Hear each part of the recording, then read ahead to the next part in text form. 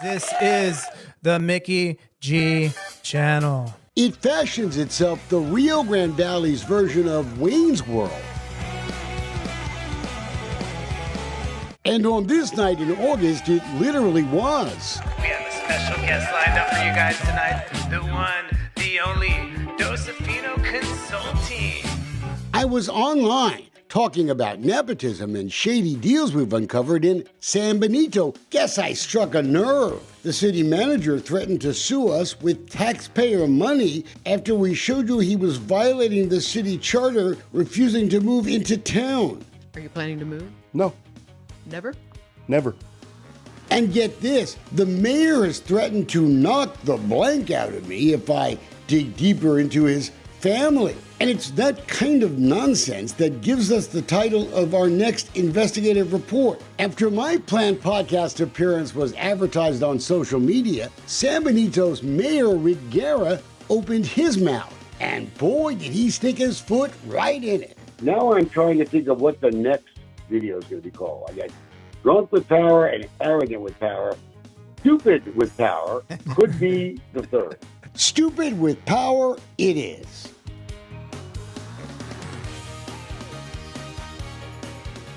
I want to be truthful to the people, and I want to be, transparent, to the people. Public officials just love that word, transparency, even when they don't practice what they falsely preach. Case in point, San Benito's mayor, Guerra. He was being interviewed on the Rio Grande Valley YouTube channel called El Run Run. And the mayor was complaining that it's all my fault that politicians in that town look bad on our videos. We want to do best for San Benito and move forward and give the best that we can, and to be transparent. There's that transparency word again. And boy, did it make this woman mad. You were mad. Yes, sir, I was. I still am. I'm upset. Upset because she knows that Mayor Guerra has been fighting transparency, hiding financial records of the San Benito Economic Development Corporation, and also trying to hide something else: the release of a 6-year-old investigation into sexual harassment at the San Benito Housing Authority, the apparent sexual misconduct committed by Johnny Guerra, the mayor's brother. I mean, he was just a cruel individual. He attempted to assault you and touch you on multiple occasions. Yes. She contacted me the morning after the mayor's interview went live. It stirred up horrible memories of what she says happened here at the Stone Village apartment homes, where she was the manager. It's a story of alleged sexual misconduct that is captured in police reports we've now obtained. And while we agreed not to share her name, we did convince her that it was important to show you her face, to hear her story. I will never understand, Wayne. How many times do you have to tell a person no? Okay? How many times do you have to tell a person no? Police reports detail an incident here at apartment 6. It was vacant at the time. Guerra reportedly grabbed her from behind, tried to push her into a closet. I yelled, I made a loud sound, and I said, "What the hell are you doing?" And he starts making his comments. Among the comments the police reports attribute to Guerra a request for oral sex. And I remember him just covering my mouth. He literally covered my mouth. Covered my mouth, telling me to hush, to be quiet, that people were gonna hear. I'm very scared. I'm shaking. I'm trembling, and I'm asking him to please stop, to let me go. He eventually lets me go, Wayne. In the days and weeks that followed, she says she received a slew of lewd comments. Very mean, saying that I was old-fashioned, that I was bitter, that I had an attitude, and that I needed a good FUCK. And ongoing harassment. He would come into the office, he would start rubbing, where his crotch area is. He would just start rubbing on the desk and just start making, comments, lewd comments, nasty comments. Then another graphic incident. Even years later, she remembers it was inside apartment 31. Guerra allegedly trapped her inside. By text, she told me Guerra locked the door, put his foot and hand on the door to prevent me from leaving. Guerra was eventually fired after a months-long internal investigation for other reasons. And his brother, he was a city commissioner at the time. A federal lawsuit claimed that when Guerra became mayor, he waged a campaign of retaliation over his brother's firing. The lawsuit said the mayor's new housing authority chairman, Benito Cortez, warned the executive director not to bite the hand that feeds her, then helped fire her. He told us the firing was just and claims he never saw the investigation into Guerra's alleged sexual misconduct. The attorney that was representing the housing authority at that time, Mr. Syme, instructed us that that was a closed case and it was sealed. We didn't receive any information at all. Weeks ago, we asked the mayor about his brother's sex trouble at the San Benito Housing Authority and the allegations that he had retaliated against those who reported his brother's alleged misconduct. No, there wasn't the retaliation. How could it be the retaliation if they, it's like anything else. I mean, even though I'm the mayor, okay, and I am on the, the housing authority, it's under me that I appoint the people in there.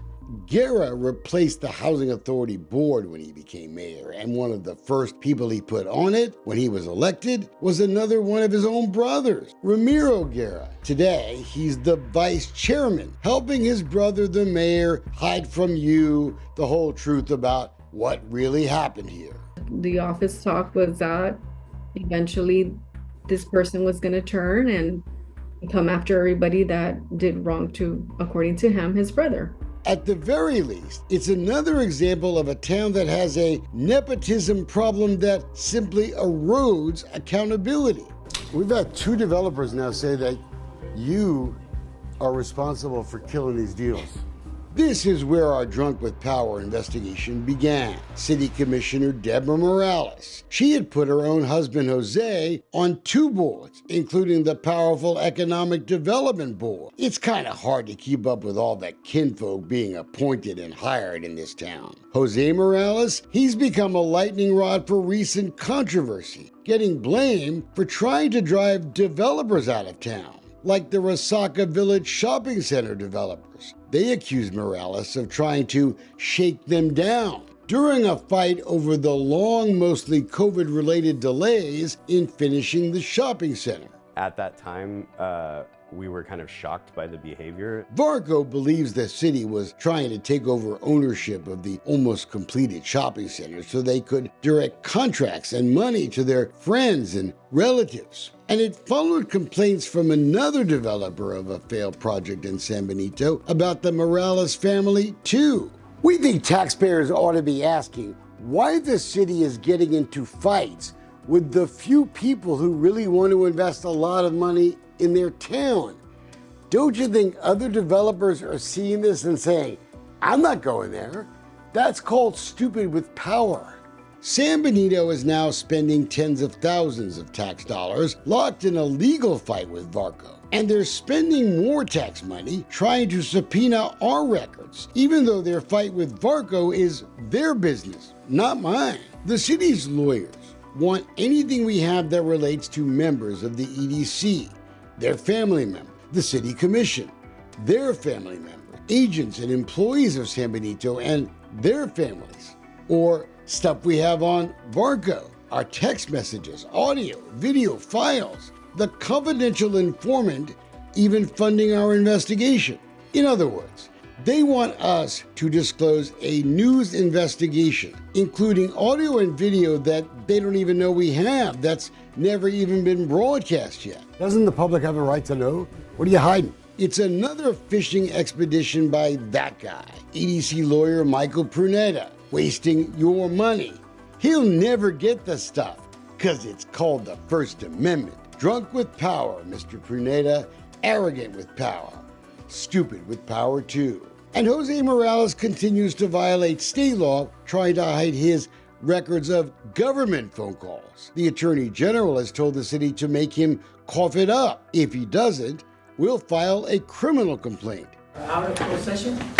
And we're still waiting for 4 years of financial ledgers from the San Benito Economic Development Corporation. Guess that's all part of the mayor's big promised transparency. We do have some city travel records, though. Last year, San Benito public officials spent more than $12,000 to go to a shopping center conference. But hey, it was in Las Vegas. The Moraleses didn't miss that event. And there's no evidence the event brought San Benito a single new shopping center, like the multi-million-dollar one that Varco is building. Since January 2023, San Benito politicians and a few bureaucrats have rung up 74 grand in travel expenses. We didn't see any invoices for a trip the Morales family took to Dubai. They bragged about it on Facebook. Maybe that was just a vacation.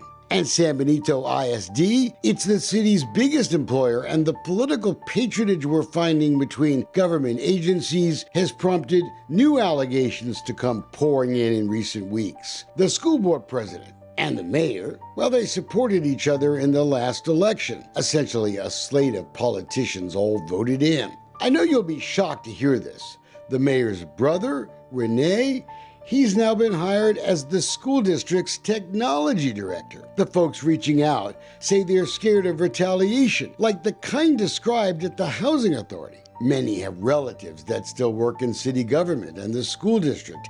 And maybe that's the message the mayor was really trying to send when he was running his mouth on YouTube about me. In the long run, this gentleman that has come in from a distance, he'll be here maybe for a short time.